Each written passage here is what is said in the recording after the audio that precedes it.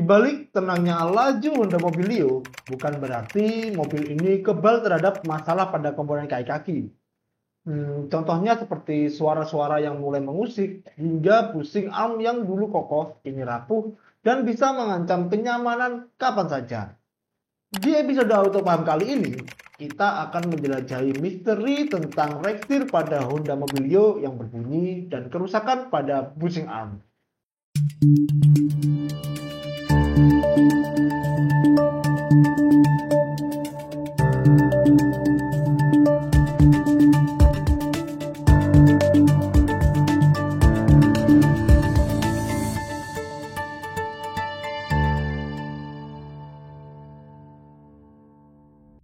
Rekstir adalah salah satu komponen krusial dalam sistem kemudi mobil karena bertugas sebagai penghubung antara setir dan kaki.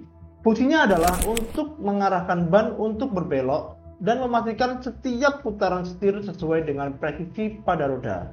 Meskipun cara kerjanya terlihat sederhana, perannya tidak bisa diremehkan.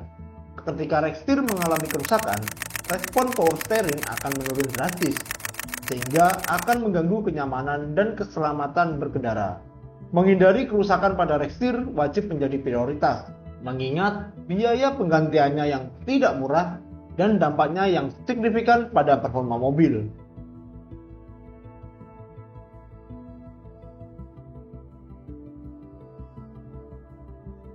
Sepengetahuan saya, rekstir ada dua. Yang pertama rekstir elektrik dan yang kedua rekstir non elektrik. Itu saja sih yang saya tahu. Smart driver mungkin sering menemukan dua jenis rekstir, yaitu power steering non elektrik atau power steering elektrik. Apa sih perbedaannya? Dan adakah dari kedua jenis rekstir tersebut yang memiliki performa lebih unggul? Mari kita bahas. Seperti yang sudah kita bahas sebelumnya, fungsi utama power steering adalah memudahkan pengemudi dalam memutar setir dan menggerakkan roda. Namun, ternyata ada dua jenis power steering yang sering digunakan, yaitu elektrik dan non-elektrik. Power steering non-elektrik atau nama lainnya HPS, hydraulic power steering, adalah sistem konvensional yang bekerja melalui pompa hidrolik dengan memanfaatkan tenaga dari putaran mesin. Sedangkan power steering elektrik atau EPS, electric power steering, ini banyak digunakan pada mobil-mobil keluaran terbaru karena menggunakan motor listrik sebagai penggeraknya. Biar makin auto paham, secara garis besar EPS lebih unggul dalam hal efisiensi karena tidak membebani kinerja mesin, sehingga membantu menghemat bahan bakar. Selain itu, EPS juga dikenal dengan perawatannya yang lebih rendah. Di sisi lain, HPS atau power steering non-elektrik masih memerlukan perawatan rutin, seperti penggantian oli setiap 40.000 km-nya, dan harus terus-menerus dipompa sehingga cenderung membebani mesin, yang tentunya berdampak pada efisiensi bahan bakar. Lalu, Honda Mobilio ini masuk ke rekstir power steering elektrik atau non-elektrik. Honda Mobilio sendiri menggunakan rekstir EPS atau elektrik, karena mobil ini termasuk keluaran terbaru dan modern, sehingga efisiensinya lebih tinggi dan lebih sedikit membutuhkan perawatan. Memainkan peran krusial pada kaki-kaki mobil, bushing arm adalah sebuah komponen kecil berbentuk tabung besi dengan kelapisan karet di dalamnya, yang lebih tepatnya terletak di bagian suspensi. Fungsinya adalah sebagai penyeimbang antara suspensi dan sasis, memastikan stabilitas kendaraan tetap terjaga di berbagai medan jalan, serta meredam getaran dan guncangan mesin dari jalan yang tidak rata. Oke. Tadi sudah membahas tentang rekstir dan bushing arm, tapi masih belum tahu apa kaitannya. Rekstir dan bushing arm saling bekerjasama untuk memberikan respon kemudi yang akurat dan stabil. Bushing arm yang bermasalah dapat menyebabkan pergerakan yang tidak diinginkan pada lengan suspensi, sehingga dapat mempengaruhi sudut kemudi dan handle mobil. Gak cuma itu aja, bushing arm yang dalam kondisi baik akan menyerap getaran dan guncangan, mengurangi beban pada rekstir, dan tentunya memberikan kenyamanan pada saat berkendara. Jika bushing arm rusak, getaran dari jalan akan langsung diteruskan ke rekstir dan membuat pengemudi terasa lebih keras atau bahkan menimbulkan bunyi dan getaran yang tidak normal. Yang terakhir, saat mengerem atau menikung, Boosting arm membantu menjaga geometri suspensi tetap stabil. Dengan begitu, Rextir dapat berfungsi optimal dalam menjaga arah kemudi dan stabilitas kendaraan. Gimana? Udah makin auto paham kan dengan komponen Rextir, boosting arm, bahkan kaitan antara kedua komponen ini?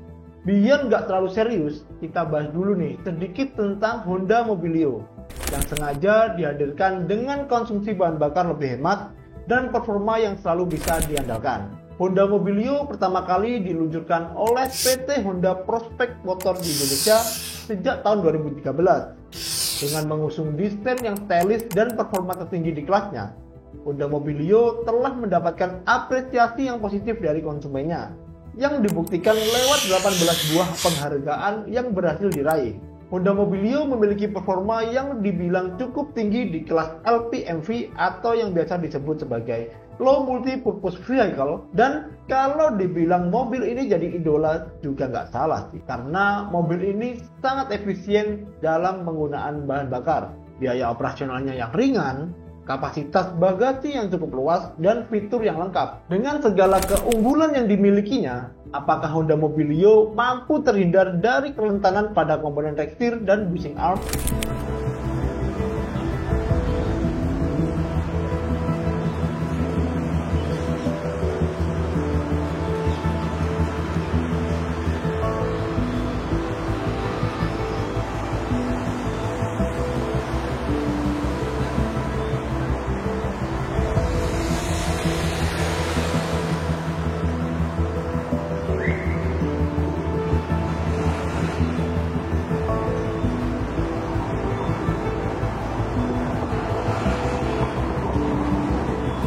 Oke, sebelum melanjutkan perbincangan, sekarang kita panggilkan narasumber, Suhunya Suhu. Bisa perkenalkan diri? Oke, perkenalkan, nama saya tuh Kam. Saya itu sebagai mekanik spuring di Jantra, udah bergabung selama kurang lebih 6 tahunan. Gitu. 6 tahun ya? Iya, 6 tahun. Nah, Mas Hakam, di konten ini sendiri kita lagi bahas terkait permasalahan pada Honda Mobilio. Oke. Nah, kalau dibilang Mobilio kan juga bisa dibilang mobil sejuta umat ya. Oke. Keluhan apa aja sih yang sering terjadi atau sering dialami pengendara Mobilio saat datang ke Jantra Kaki? Mobilio itu Honda berarti. Honda itu kebanyakan mungkin kita ke usernya dulu sih. Kebanyakan user yang datang ke Jantra Kaki yang pernah saya pegang itu keluhannya tuh kayak bunyi geluduk-geluduk, Mas. Oke. Bunyi geluduk-geluduk, terus kayak setir gak stabil, kecepatan tinggi. Nah, biasanya itu penyebabnya itu karena dari Rextirnya mungkin udah aus. Terus sama kalau yang dia kecepatan tinggi dia gak stabil karena pusingnya. Dari pusingnya? Dari pusingnya. Karena kalau dilihat dari beberapa user yang datang ke kita, itu tuh emang dari kilometernya udah kilometer tinggi. Udah emang waktunya. Oh, emang sudah. Berarti hal yang wajar ya? Hal yang wajar banget sebenarnya. Kayak gitu sih. Nah, apakah itu menjadi faktor yang signifikan penyebab masalah pada Rextir dan busing-busing yang ada di Mobilio? Sebenarnya kalau dilihat dari kilometer, sebenarnya kalau untuk perawatan kayak itu gampang, Mas. Dengan kilometer 70 atau 75 ribu itu sih emang udah waktunya maintenance ataupun minimal pengecekan aja sih. Seperti itu. Tapi misalnya kalau user Mobilio datang ke kita itu udah kilometer sampai 90 ribu, 100 ribu itu baru datang ke kita. Nah, setelah kita cek ternyata Rextirnya udah parah. Sudah jebol semua ya? Sudah jebol, dari pusingnya juga seperti itu. Karena kan kalau misal mungkin mobil dipakai masih enak-enak aja, user itu pasti pede buat ngajar jalan rusak. Ketika mereka makin pede jalan rusak, ya udah resikonya itu kaki-kakinya bermasalah. Karena kehantam. Benar. Biasanya dari situ sih. Bunyi pada Rextir seringkali disebabkan oleh keausan, seperti pada pertemuan antara rek dan pinion, atau karena pemegang poros rek yang sudah aus sehingga menyebabkan oblak bersentuhan dengan rumahnya. Masalah ini memang umum terjadi seiring waktu dan cara penggunaan dari kendaraan tersebut. Selain itu, faktor jalan yang dilalui juga ternyata berpengaruh. Contohnya, ketika sering melewati lubang atau jalan tidak rata. Hal ini justru dapat mempercepat kerusakan pada Rextir. Maka dari itu, penting bagi pengemudi untuk lebih cermat dan selektif dalam memilih rute perjalanan. Lalu, bagaimana dengan boosting arm yang rusak? Sama halnya dengan Rextir tadi, Penyebab dari busing arm yang rusak ini juga beragam. Contohnya, seperti usia pemakaian yang memang sudah terlampau lama dan perlu untuk segera diganti, berkendara yang tidak bijak seperti menggunakan kecepatan tinggi dan terlalu sering menerobos jalan yang tidak rata atau rusak. Selain itu, ada juga kemungkinan bahwa busing arm sudah berkarat atau tidak dilakukan pemeliharaan dan perawatan secara teratur. Kalau kita bisa menarik kesimpulan dari penyebab permasalahan kedua komponen ini, keduanya bisa mengalami kerusakan jika sering melewati jalan rusak atau jalan bergelombang, terutama pada kecepatan tinggi. Kalau udah tahu gini, masih mau memaksa komponen-komponen ini bekerja lebih keras dan terus-menerus menghadapi kondisi jalan yang tidak rata? Setelah mengetahui potensi masalah dan memiliki kesempatan untuk mencegahnya, sekarang waktunya kita mendalami gejala dari rektir dan busing arm yang bermasalah agar kita bisa meningkatkan kewaspadaan dan mencegah kerusakan lebih lanjut. Pertama, timbul suara pada bagian roda, seperti memekik atau berdengung, terutama ketika kendaraan sedang melaju. Yang kedua, adanya getaran pada setir yang mengganggu. Bahkan, setir juga terasa sulit dan berat ketika dibelokkan. Next, gigi pinion dan harmonika tumpul. Kedua komponen ini bisa menjadi tumpul ketika saling bergesekan tanpa pelumas. Akibatnya, debu atau kotoran akan menempel saat setir dioperasikan.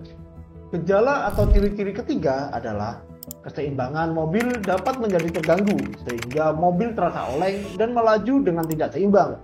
Last but not least, gejala berikutnya yang bisa diperhatikan adalah karet busing yang retak. Busing arm dilengkapi dengan karet di bagian dalamnya yang berfungsi untuk meredam getaran kendaraan. Ketika busing arm mengalami kerusakan, maka karet pada busing akan mengalami keretakan. Kerusakan ini bisa disebabkan oleh berbagai faktor, termasuk beban kerja busing yang berlebihan, penggunaan kendaraan di jalan yang rusak, atau bar busing yang mulai pecah.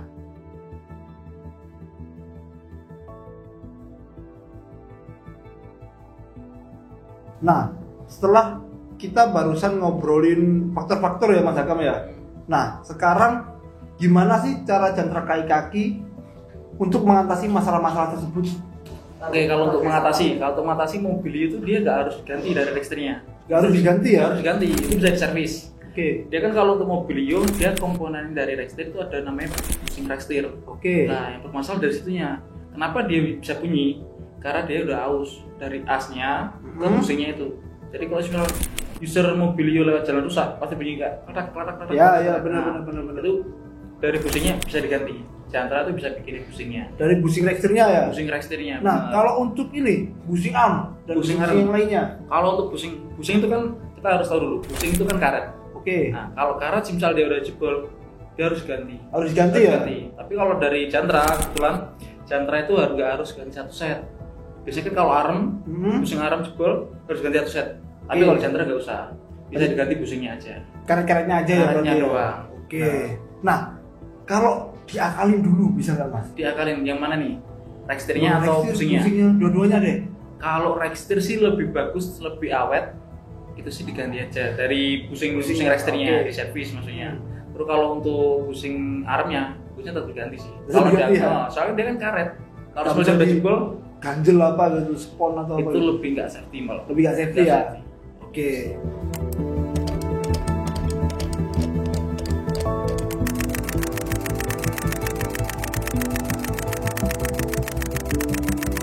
Masalah pada rekstir yang berbunyi dan busing arm yang rusak pada Honda Mobilio tidak dapat dianggap hal sederhana.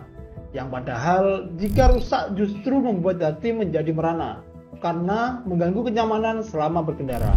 Dari penjelasan permasalahan dan dampak yang dialami ketika komponen ini bermasalah, apakah masih ada celah untuk tetap gak waspada agar rekstir tidak berbunyi dan busing arm terhindar dari kerusakan? Maka smart driver perlu untuk melakukan pengecekan secara berkala. Hal ini untuk menghindari biaya yang nantinya akan semakin membengkak dan tentunya membuat perjalanan semakin aman tanpa ada hambatan. Tips kedua adalah mengganti busing arm yang sudah tidak optimal. Selanjutnya adalah melakukan penyetelan alignment roda dan kalibrasi sistem kemudi. Hal ini akan memastikan bahwa kendaraan tetap stabil dan nyaman saat dikendarai. Dan yang terakhir adalah mempercayakan ke ahlinya komponen kaki mobil untuk hasil yang lebih akurat dan tepat. Jantra Kaki menyediakan layanan rekondisi seluruh komponen kaki mobil dengan garansi hingga 1 tahun. Itu dia pembahasan kita di video kali ini tentang rekstir yang berbunyi dan busing alarm yang rusak pada Honda Mobilio. Mau masalah mobilmu dibahas tuntas di sini? Coba tulis di kolom komentar untuk keluhan yang ada di mobilmu. Jangan lupa like, share, dan subscribe official YouTube Jantra Kaki supaya nggak ketinggalan video menarik yang lainnya. Nah, yang pastinya bakal bikin smart driver auto paham. See you.